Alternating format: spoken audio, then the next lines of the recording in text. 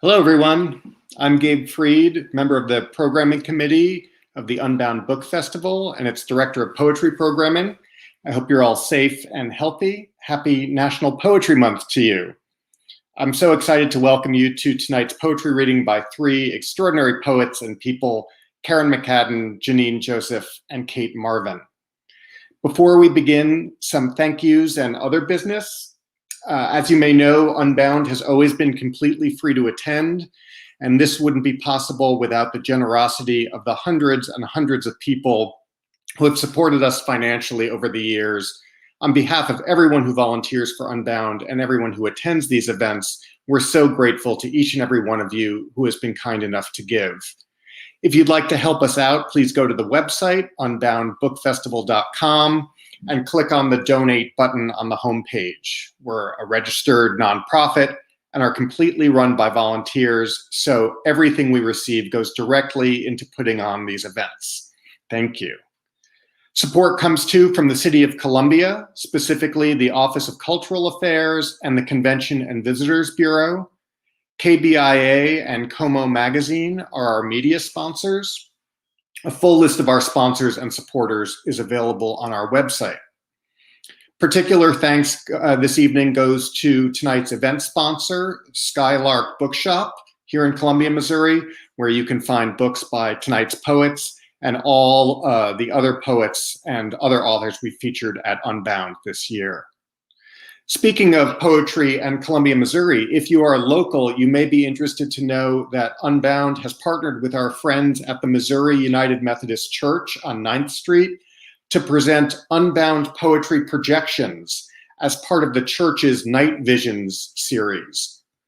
Local artist Gary Bitsikas has created stunning video artwork inspired by the work of 8 poets who have read at Unbound's 2021 online festival. Gary's beautiful work projected onto the brick wall of the church casts the poet's words in a whole new and powerful and evocative light. So stop by the church parking lot on the corner of Elm and 10th Streets between 7:30 and 10 every evening until the end of April. And I have a note that says, and maybe longer. And maybe longer. Lastly, while our poetry readings are not followed by a Q&A, we do encourage you to hoot and holler in the chat, whether you're on YouTube or Facebook. I know our poets will enjoy looking back over your responses after the event. Relatedly, if you've missed an Unbound event or want to rewatch one that you've attended, everything is available for viewing or reviewing on our Facebook page and YouTube channel. Our first reader tonight is Kerrin McCadden. Kerrin is the author of American Wake, which just came out from Black Sparrow Press, and of Landscape with Plywood Silhouettes, winner of the Vermont Book Award and the New Issues Poetry Prize, as well as the chapbook Keep This to Yourself, winner of the Button Poetry Prize. She is the recipient of fellowships from the National Endowment for the Arts and the Vermont Studio Center, as well as the Sustainable Arts Foundation Writing Award. Kerrin lives in South Burlington, Vermont, but her heart, I dare say, is in Ireland. She is the most loyal and jubilant of drinking buddies, and I'm very, very pleased to welcome her here this evening. Welcome to Kerrin McCadden. Thank you, Gabe. What a warm welcome. Thank you so much, everyone, for being here. Thank you so much, everybody, for being here. And Gabe, thank you for that really warm welcome. I can't wait to get to sit with you again, Gabe. So this book I'll be reading tonight from American Wake, and it's a book that threads together 3 different strands. It's investigating the fracturing of homes and domestic spaces, divorce, addiction, and immigration. So I'm going to read just in kind of a choose your own adventure kind of way, just from this strand of poems that are about Ireland and immigration and my family. So again, thanks everyone for coming. Seal Bride.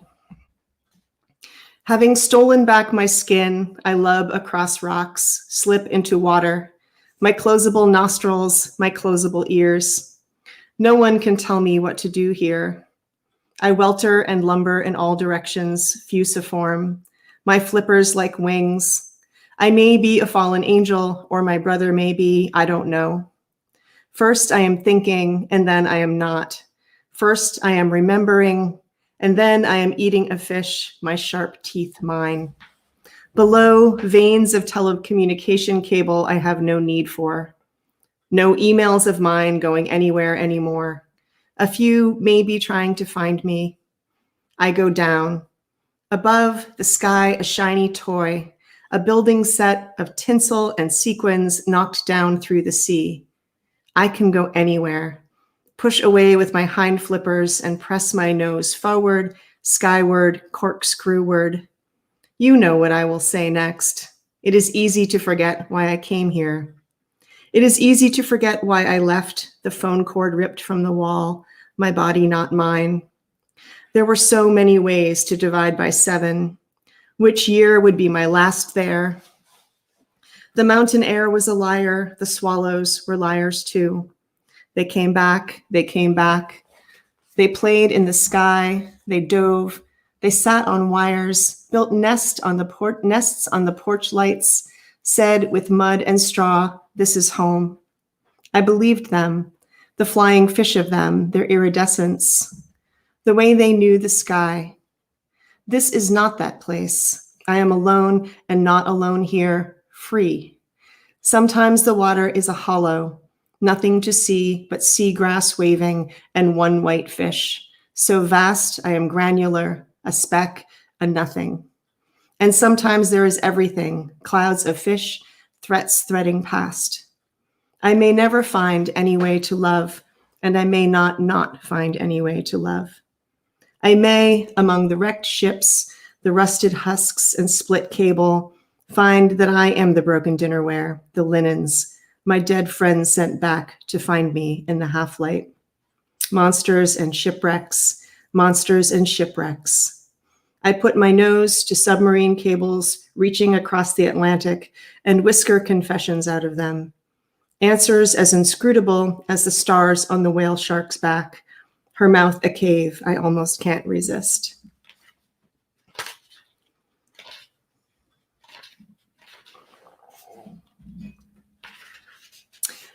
This is a poem about a guy. So just a quick backup and tell of the story.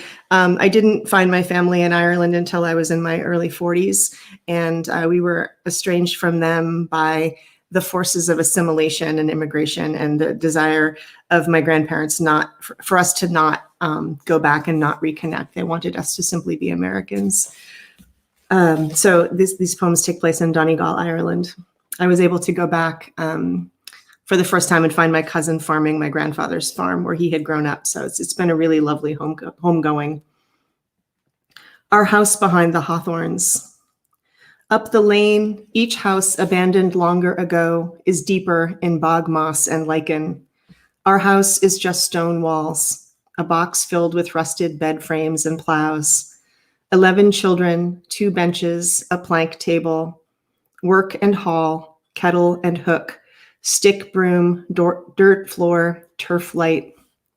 At night, tiptoe the edges of 13 people sleeping. Come morning, the clouds are what moves, the magpie flashing like it is not afraid. The sheep say their words with their heads low, as if they know a story is a sacrament. What I came to learn, boxes have ways of folding that children can't know. The man I called, "Oh goodness sakes," would tell me nothing, signed the short song of his name with an X.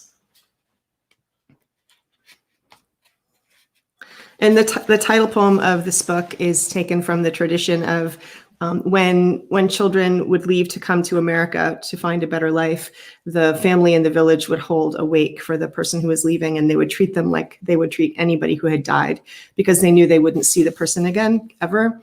And the epigraph to this poem is, "The land is too small to serve all, and we must cross the sea." And that's a song from Donegal about emigration. American Wake. Hold a wake for the living, the leaving. Stop the clocks and turn the mirrors. Tell stories. Smoke and eat and drink. It was never a question of whether they'd leave, but when. Play games to pass the time. not to check that the dead are dead, but to lift a lesser God. Tell what you've heard about the new world. Later, all you will be able to tell is what you remember. Let the keener loose on the night. Let the house wail. Sing the songs. Let pipes keep evil at bay. Square off with your child and dance. Let the neighbors whose baby was born with a call lend it, a charm against drowning. Give dry cakes for the passage, a box of eggs. Roast frogs, grind them to a powder, and bake into bread to safeguard against fever. Take no shortcuts to the dock. This is it. The bees will tell the other world who's gone. This poem is a strange poem. Formally, it's all the words from the first stanza are repeated, and only those words in the second stanza. So it's like a 2-section poem. And I just like to say that because it's a really fun exercise to try to build a poem like this. Homegoing. Just a note before I start this poem, I brought my father back to Ireland. He had never been, and I brought him for the first time when he was in his late 70s. So I brought him back to where his family was from, and it was pretty powerful. Not pretty powerful, it was incredibly powerful. Homegoing. 1.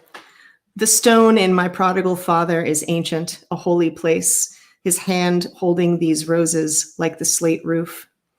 I have been asking this farm to bring me home tied to branches, to bottle roses.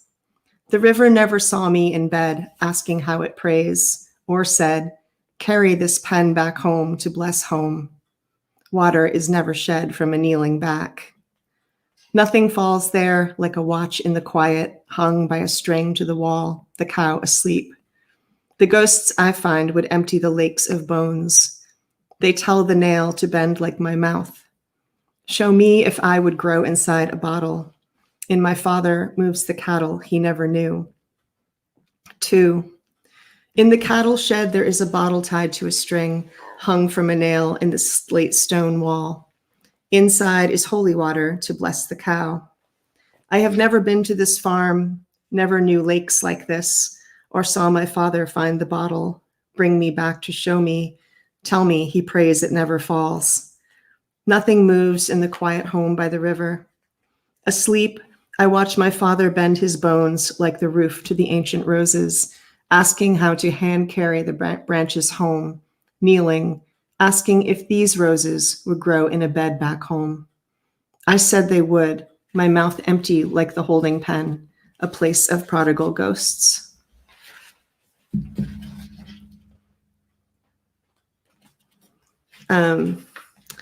This poem is called Choose Your Own Adventure, Loneliness.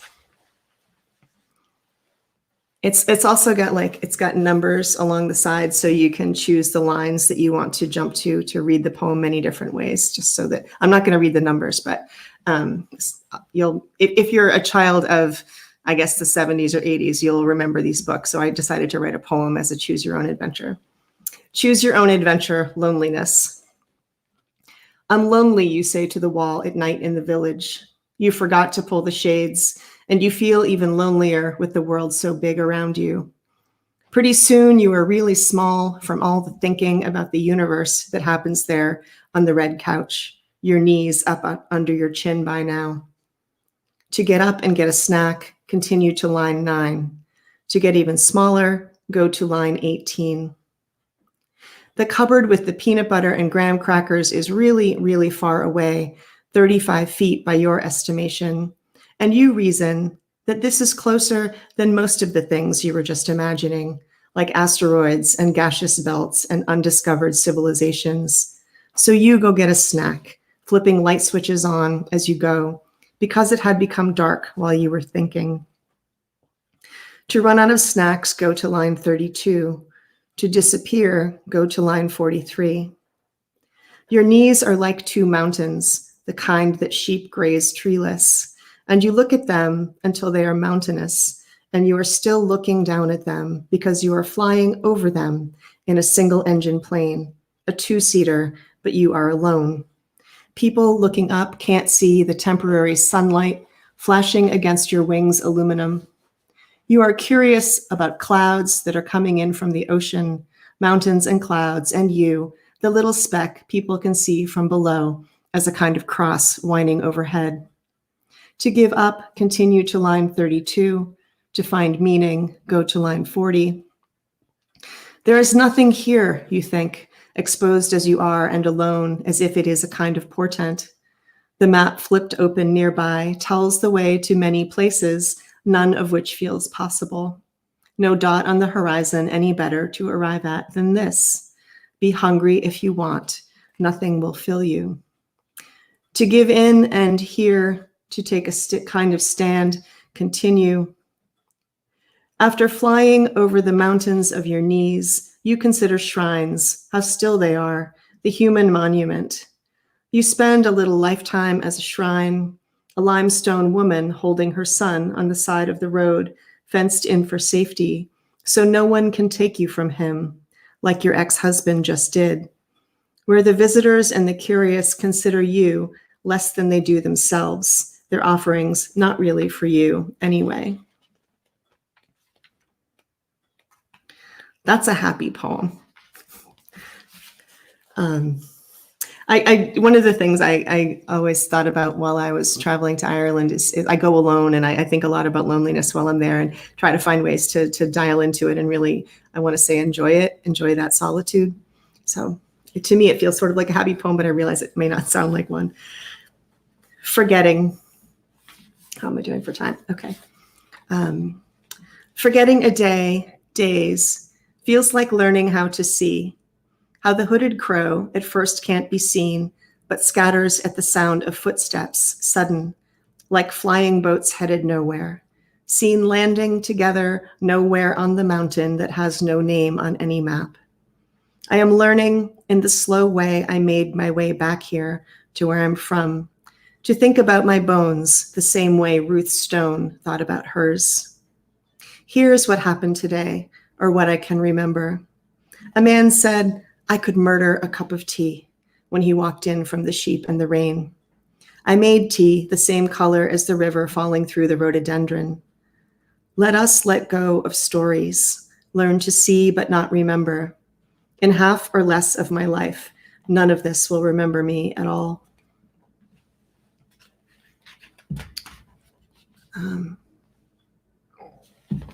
This poem is called Coletta Forest, Father Mclaughlin's Well. And one of the things we do when I'm in Donegal, it's up on the farm, my grandfather's farm where my cousin is now, is up near the border with the north. And so it's a dead end, it's a road that ends right after the house. And you can continue on this long track up through a forest, Coletta Forest, to the border with the north. So any of the houses that used to be beyond the house are just ruins now. So it's a very wild landscape. And one of the things we do quite regularly when I'm there is we go to this holy well to collect holy water for my cousin and for his house. And because I need to bring some home with me, that's part of the ritual of going there. So this is Coletta Forest, Father Mclaughlin's Well. We cut through the forest to check the sheep on the far mountain and stop to fill our bottles. Sitka spruce make a grid filled with moss. Above the holy water, on a shelf, this shrine. Baby toys, wrappers of pills, prayer cards, Star Wars posters, Jesus, his beard chipped, pointing to his flaming heart. Next to him, another Jesus, broken ankles, alabaster, hollow and full of leaves, a hole clear through his chest. Baby dolls, a cane, and face down there, another Jesus slumped beside the shotgun shells, packs of cigarettes, snow globes. Near inhalers and Hello Kitty and zipped baggies of jewelry and charms, another Jesus, hands open. We kneel to bless ourselves. Midges worry the air until they find us. Nearby, in the asphodel in the wet ditch, horse bones almost clean look like what I think I am underneath.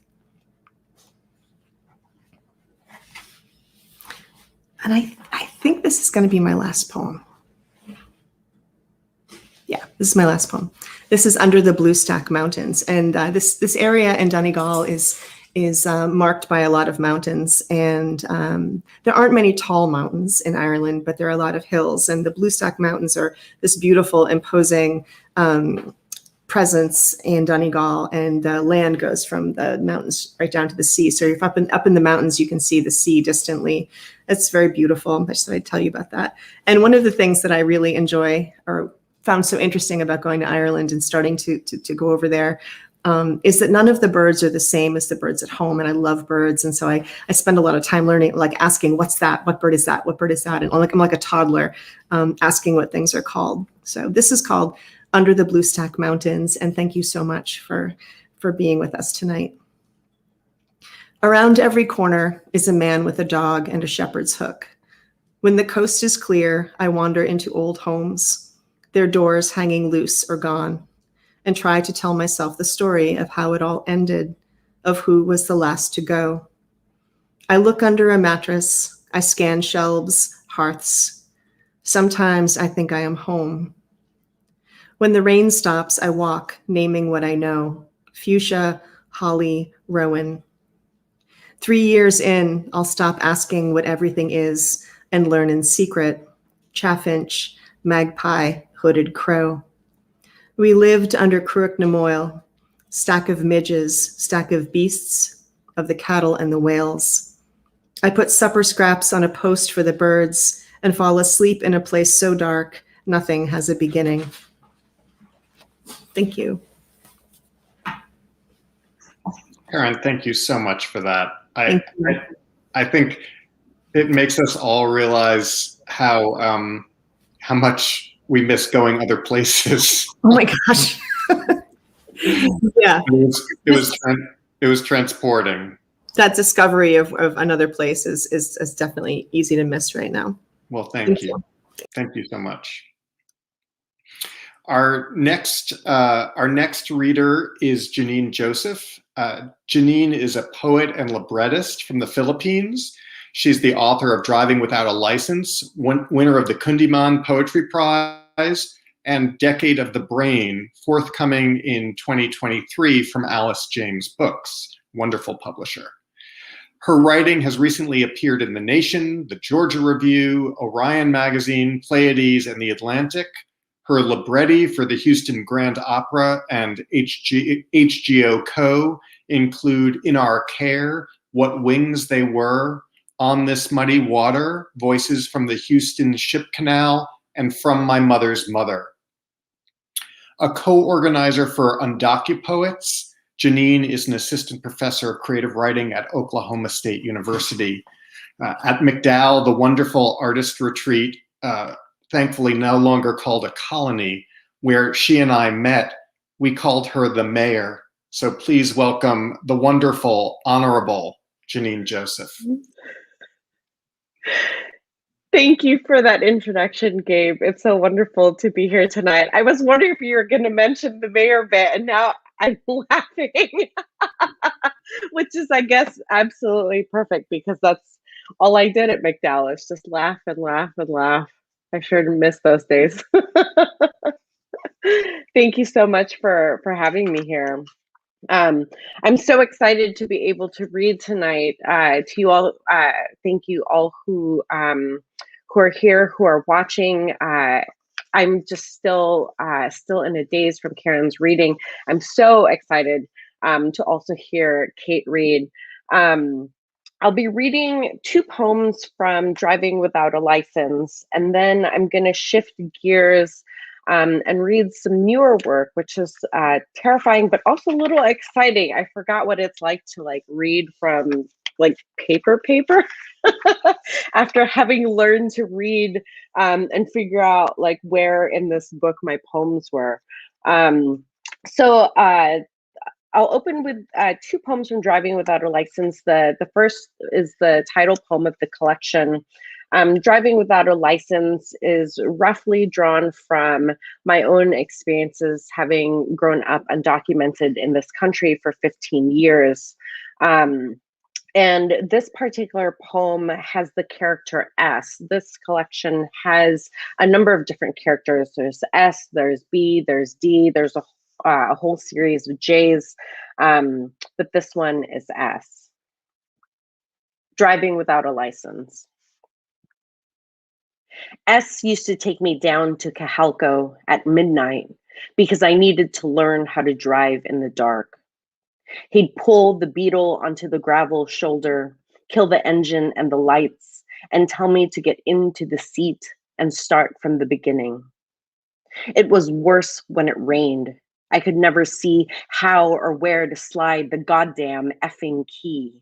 Okay, he'd say, and again, okay, when I'd crunch the tires around and back onto the road. Watch the white lines to your left, he'd say, when we hugged the lake. The rights when a car passed with its high beams blinding us both. What was that tune he'd tap against the assist grip when I'd veer too close to the guardrails? He never missed a beat of it. Remember my yellow bug, he once asked over drinks.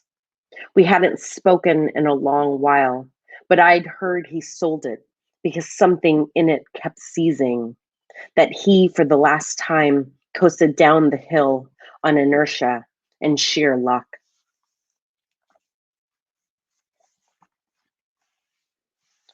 When I was working on this book, I was about maybe 75 to 80% done. I don't know what those numbers mean, but I was almost done, or at least I felt like I was almost done with this collection when I flew back to California during winter break, the first semester of my my doctoral studies, and my father and I were involved in a pretty bad car accident.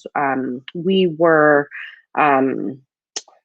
hit from behind, and I suffered a pretty bad concussion. I didn't hit my head on anything, but my brain just shook and shook in my skull.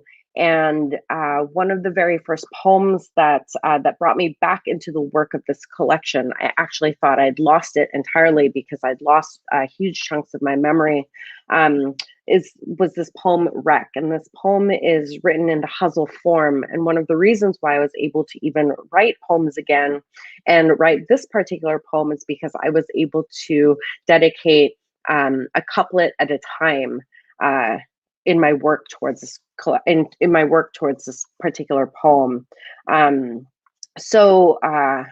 I'll read this poem and then I'll segue into some of the newer work, which is about that car accident, my concussion, and the years that I spent applying to become a naturalized citizen, which was all happening around the same time. So this poem is called Wreck. Janine, your head might have hit something in the car. Come to and quickly. Opening your eyes might take hours. Janine, come to. When you undress and see the bruises, you'll torque your head again into the dash. But since you'll forget in the shower, Janine, come to. When you sleep, I know it feels like your brain might be coasting out the window. I know it's an unfathomable horsepower, Janine. Come to. And your chest squeezes you when you breathe or think. When you breathe or think, it's okay that you forget who you are, Janine. Come to. The doctor says, touch your nose, count back from 3, and repeat after me.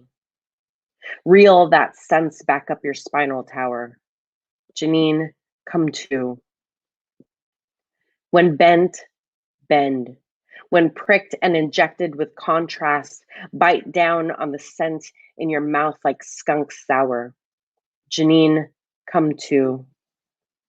Know if you take too long, you'll lie wondering who said they'd love to hang by the neck on the family tree. Your mother. Janine, come to. Or worse, think what else they might find in your body scanned blue and red on a screen while you lie docked, Janine. Come now. Come to.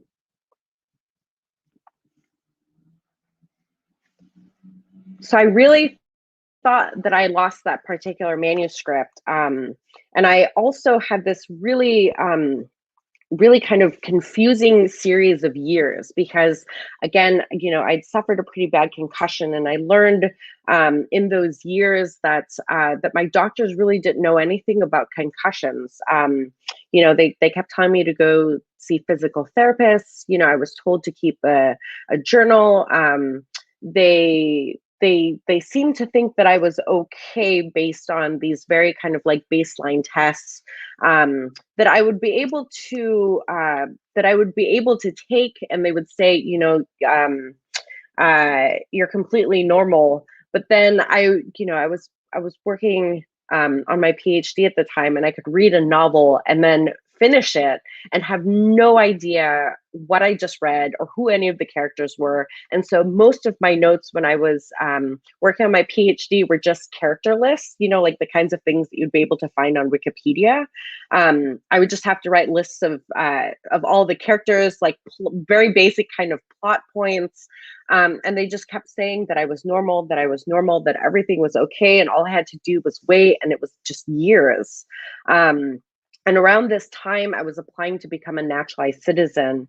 And I guess at some point, I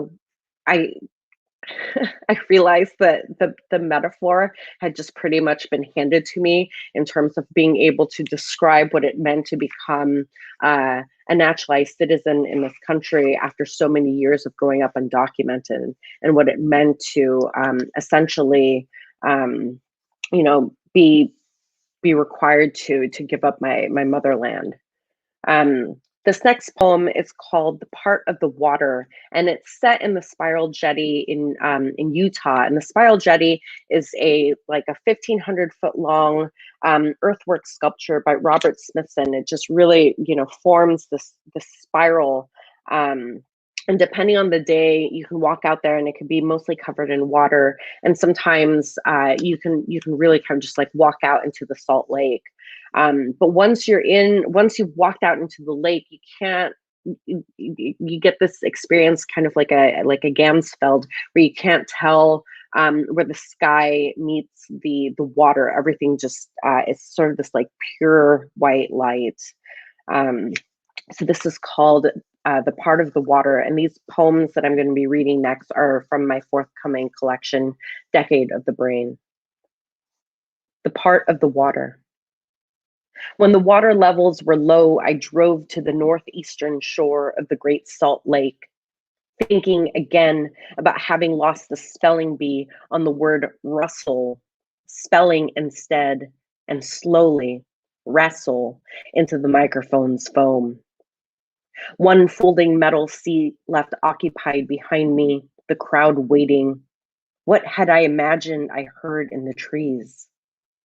With my grief counselor, I talk about hallucinating as a child, a double on the dashboard, and my double would say, "Don't you say a word," though I'd already be looking past myself and at the horizon of taillights reddening. It is possible to have been this way even then. Even then, it is possible something split in me the first time I lied myself a citizen. At the tilt of the head, was I the young woman or the old, the duck or the rabbit in the optical illusion? After the accident, I turned out all of the lights in the room while I watched, concussed from the mirror. I edged like a fever with nothing on the tip of my tongue. I imagined from a distance the glare off the water desiccated me.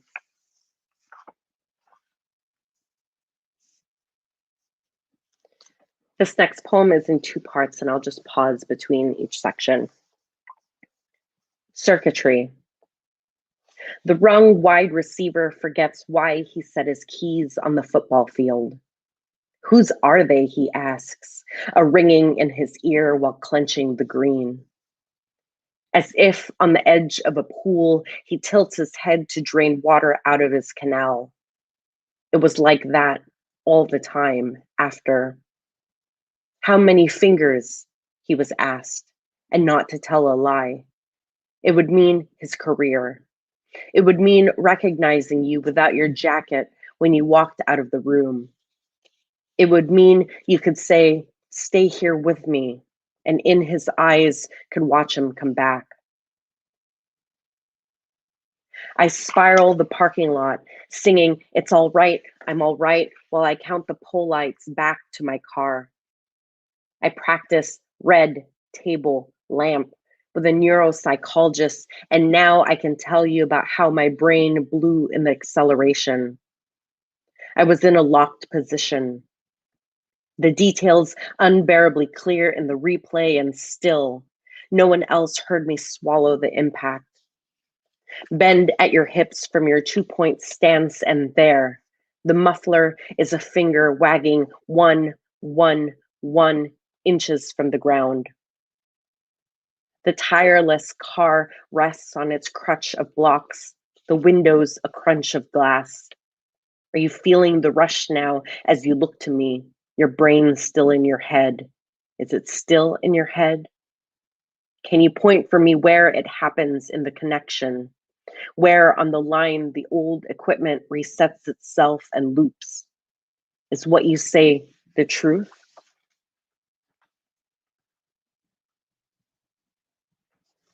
The persistence of symptoms. During the short sale, I moved my desk toward Charlie's so that every day when we came back home from work, he could say, it's not even your house, to my face when I'd fret I can't lose another thing. Most of what I owned was slopped in return boxes from other states, and when I visited home, I complained about how I ever slept on that twin, how my father couldn't even dust the Venetian blinds once in a while. It was the 6th or 7th house I'd lived in, and not even one I'd say I grew up in. I'd say the neighbors maybe found us eccentric, with the trellis heavied by wind chimes and roots invading the porch's foundation. So he was right to put the noise-canceling headphones I gave him back on while I agitated the sink. But it was our house for a while, the lawn tended, the gnomes in a collection, and before I used it as storage, I worried in it about changing the motion sensors and whether the leaky faucet was drowning the persimmon tree my late grandmother and late beagle loved. Charlie replied always with concern about my Googling old addresses again. No one hated sentimentality more than I, but when I flew back to consolidate my boxes, I didn't know where to start. Crayons, a below zero sleeping bag, so many albums of things I couldn't place. My things and what were not my things. I circled trash bags around me in the garage and tuned the radio in tears. Just like that it was for weeks. Inspecting frames, books, dishes, separating what was not broken from what was, dumping when I knew the difference. So this next poem that I'm going to read, and I think it'll be my last poem that I'm going to read. It's a little bit longer. I'm writing longer poems for Decade of the Brain, which is really strange. I think just overall the texture of the poems are really different than the first book, even though these poems very much feel like they're born from Driving Without a License. I guess you can say that the speaker of this collection isn't running so fast across the poems anymore. This poem is called In the Ecotone, and it was one that I wrote for the Georgia Review's special issue on the 2020 census. And so for me, it sits in the space of 2019, and it was a poem that I wrote when I was actually at McDowell. I thought maybe I would start today's reading with this poem, but it's one that like requires my muscles to be warm. It seems that I always have at least one poem in every book so far now that really needs my mouth to be warmed up for me to read it. So hopefully things are a little bit warm now and I don't just stumble all over these words. Okay, so this is called In the Ecotone, and it starts really thinking about my naturalization, but also the naturalization of another member in my family. In the Ecotone. Only when I develop heart palpitations, wake as if undead from sleep, do I remember being motioned by Juan from the mass, arms akimbo through security. As we were split into different lines, I said to my father, en route to take his oath of allegiance, see you on the other side, as he was quickened out, then out of sight. I observed the room as not a room, but an exhibition hall, an arena of partitions, as it, with thousands that morning in September across the news, tumefied with family and friends.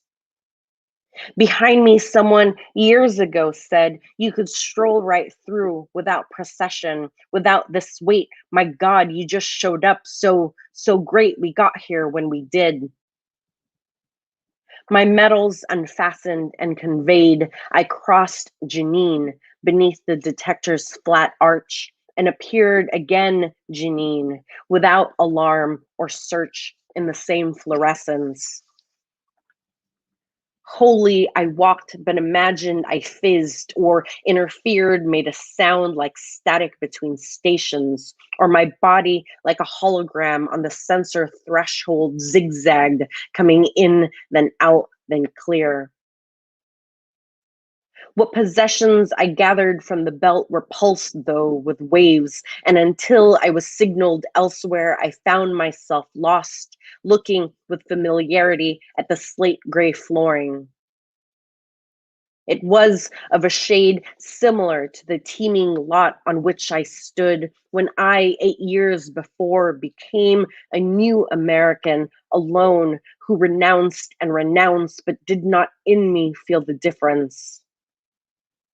I had for a time been from form to form to form, unaccompanied in my ascent, so had supposed for a spell I should, for the duration also, as they say, go at it alone.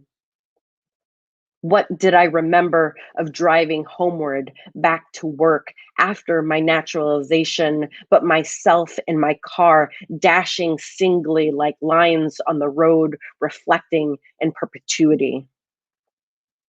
I lingered in the echo until, like a shield, I was moved next into the atrium, where from a distance, scored yellow with caution tape, my father raised and flagged his arm.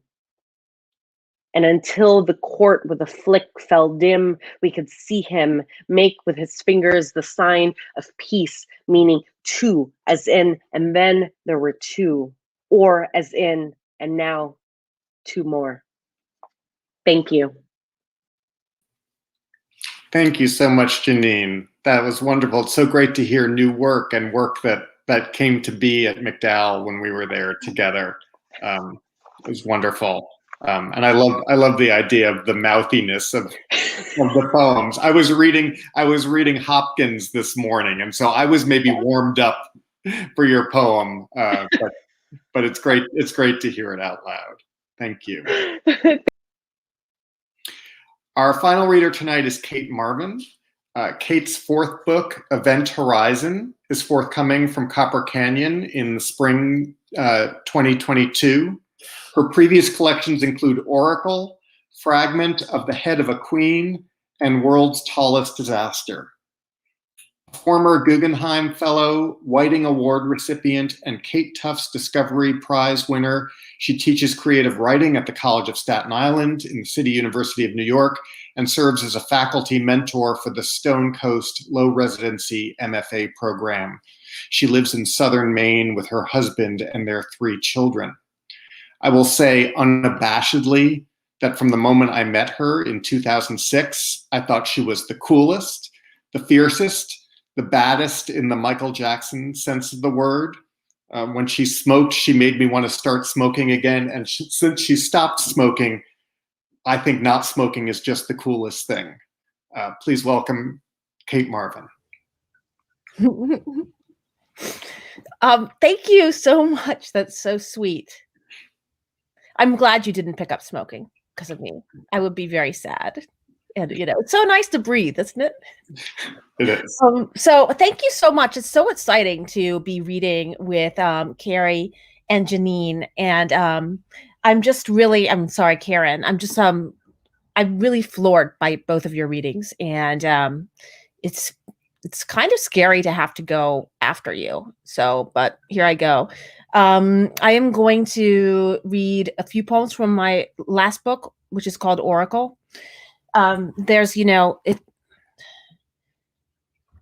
These poems feel very abandoned to me. I almost don't recognize the person who wrote them, but I think it's because they were written a while ago. But I think that what you can expect is sort of more of the same in terms of the poetic vibe for this evening, which is not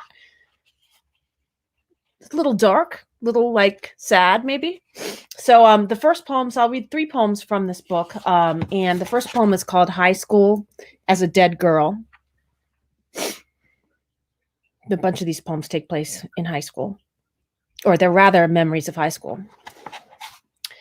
High school was us and we. We learned our grammar there.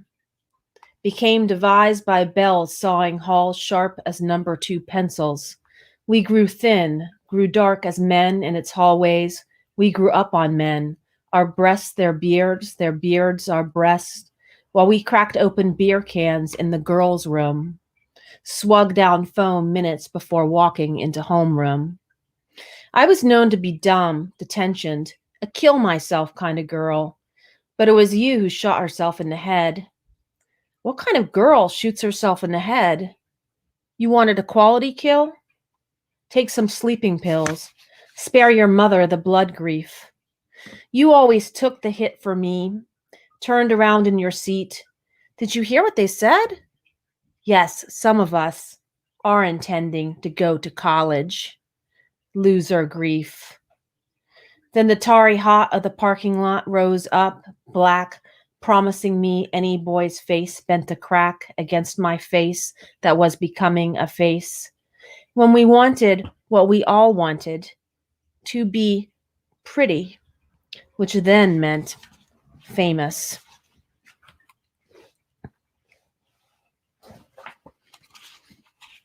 So I found out in 2005, I found out that my best friend from high school, she was one of this type of friendship where you practically live in each other's pockets. You talk on the phone all the time and you're complete buds. We had a falling out at the end of high school. And I found out in 2005 that she killed herself. Actually on 9/11, she shot herself. But I found out years later. So she started to come into my poems. I actually never wanted to write about high school. I had a really hard time in high school and I wasn't a very good student. And it wasn't exactly, I thought maybe I just left it behind. So this is called High School Industrial Arts. And so some of you might not know that industrial arts was a class. They actually had a class where you would learn how to build things. And they also had home economics, which was sort of the feminine version of that, where they would teach you how to cook and sew. So this is an industrial arts class imagined. It's in the voice of the teacher. The lesson today is someone always gets hurt. Will it be you or another fool? This is a choice. We provide the tools and materials, the saws, the wood, nails, and supervision. Fall not now in love, for it is merely a distraction from your assignment. Now create this uninspired name plaque. Build stacks of unstable shelves. Lament your lack of craft as the heat of your lust forms in vaporous pools on the floor just below your work table. You thought this class would mean an easy credit. Welcome to our workhouse. No one leaves this building whole. Consider now how this building's roof's akin to the lid of a jar, tightly screwed, and you're the inhabitant within. You're scrabbling at its glass, yet we've punched no holes in that aforementioned lid. Now, make something. Make something no one can use that no one wants. Don't ask why. It builds character. Someday you'll look back on these days fondly. Here are your goggles. There's the eye rinsing station. No, this is not art. Ladies, stand back. We don't want you cutting those pretty fingers off or sawing yourselves in half. This is a man's work. You, wipe the smirk off your face. Last thing I need is one of you girls dying on my watch. So, what I was worrying might happen during this reading is now happening, which is that someone's joined us. That is not a good thing because he bites. So hopefully he'll leave me alone. So the last poem I'm going to read from Oracle is called, this is actually, I should probably supply a trigger warning for this because it is trigger warning sexual assault.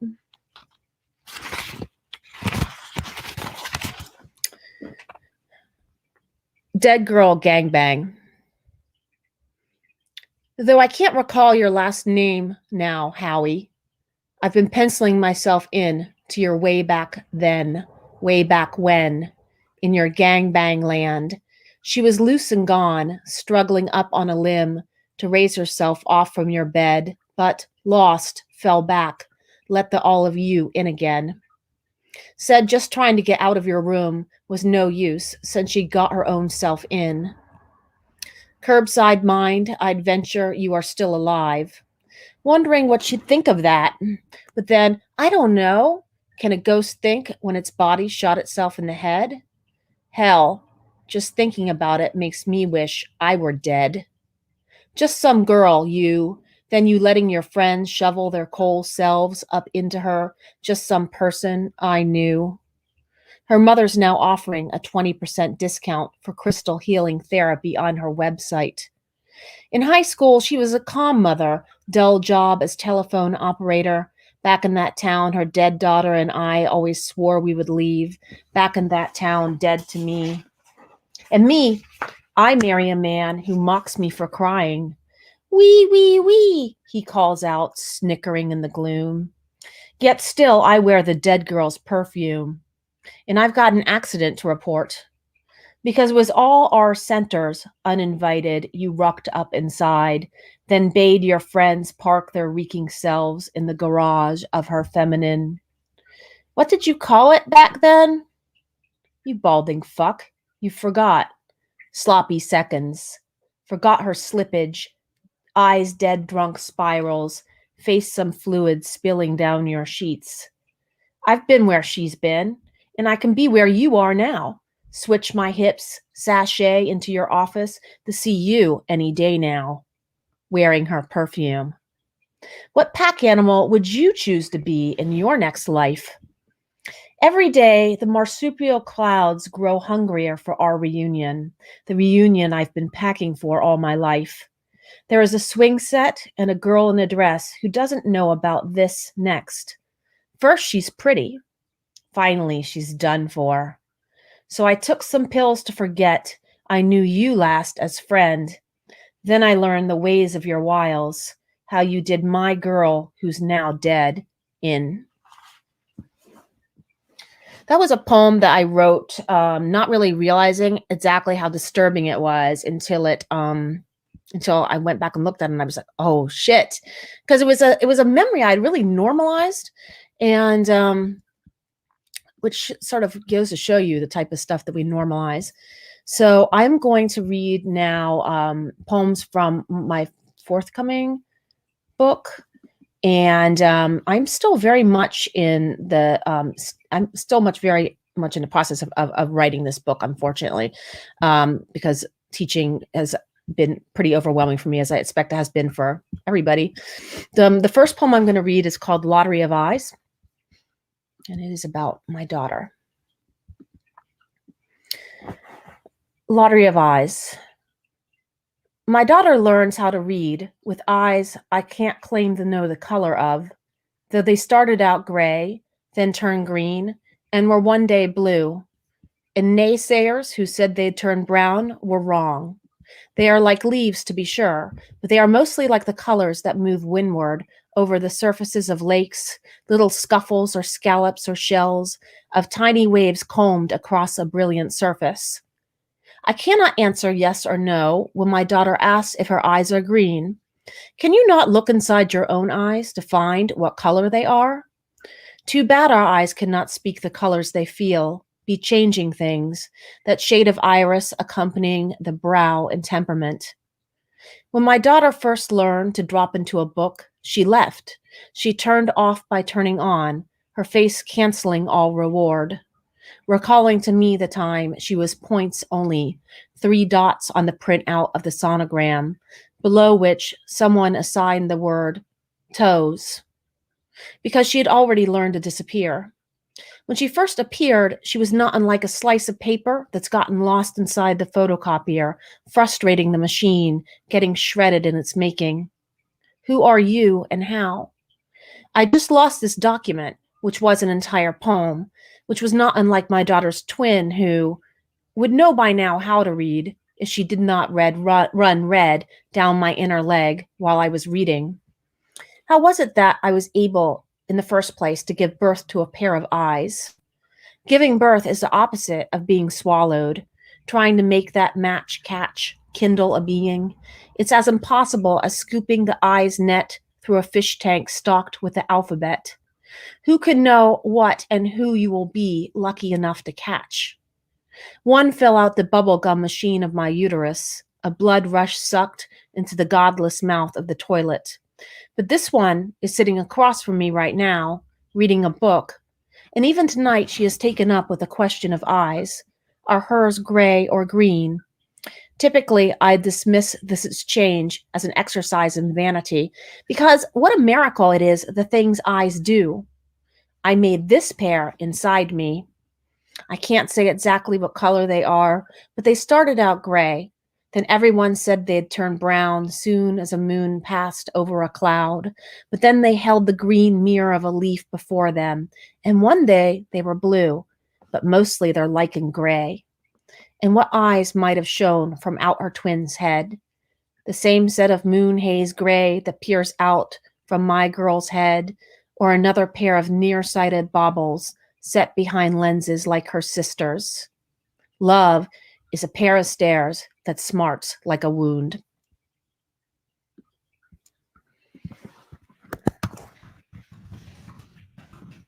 The next poem I am going to read, I have to actually I'm reading from, I had a bad experience with reading from some pages, in that I was making noise while reading, and it was distracting. So I brought this. You know what I went and did is I brought this. I opened this onto my desktop, and then promptly I can't find it. Right. So the next poem is called "Rendezvous with Ghost," and someone who I really cared about a lot died in, I think it was 2004, 2005. And this is sort of like this is a kind of ghost poem, love poem about the experience of sensing him in a room. Rendezvous with Ghost. Did it transpire to rise from beneath the floorboards? Did it escape into the room through a heating vent? Suddenly, my head, palpable as an apple, felt its eyes, the folding chairs woven into the room by their rows, the shining caps of knees bent that belonged to bodies that sat with ears attentive as rabbits struck midfield by a passing motor. The poem being read gave us back the image of those metallic blankets underneath which migrant children in pictures slept. It was then I felt it. It was not like saying, "It has been so long, where have you been?" Though I felt that.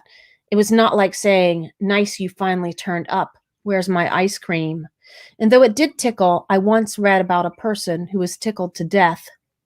It felt like the opposite of death, which means I felt my hands lying like quiet historians on my lap, like my books have been alphabetized behind my back. I had been waiting so long I'd given up. I had always hoped it'd be glandiflorous, sweet as clove cigarettes, or shot through with delinquency, circumspect. It was a fancy fashion from the idiocy of loneliness, bad as a shark movie, sad as an orphan's eyes and propaganda, in which the child you sponsored did not exist. It is memory like this. Once we curled inside an elegy like a worm inside a jumping bean. Afterwards, I stood and left, walked the halls of the historic hotel, found my face in a mirror, and told no one. But I love him. I love him. I love him.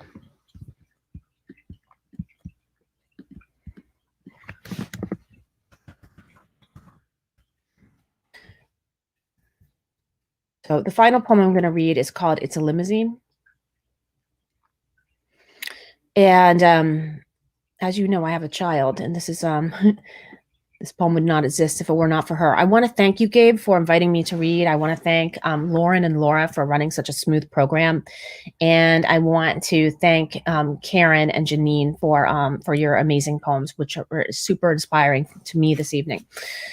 So this has been a real pleasure. Thanks for being here and listening. So this is called It's a Limousine. It is nothing like a shark, but the monochrome blanched off-white of its long body is dumb like a shark's nose and dead eyes, and it is turning a corner. There's always a child in awe who asks, "What is that?" And we must supply the information, however embarrassing our world may be in the explanation. For example, this dumb automobile that will make me one day explain prom, which made me personally throw up in a parking lot, or wealth.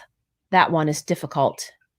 Because the sparkling wide-eyed young ones all want all the money and candy, and most especially baby kittens the size of gumdrops that will never grow up. For them, our world is a cotton candy haze, except when you accidentally mention a dead cat who is named Peanut. Then the storm appears on the brow, looms like charred coffee at the depths of a cup. And why shouldn't we give that man bent on the corner money?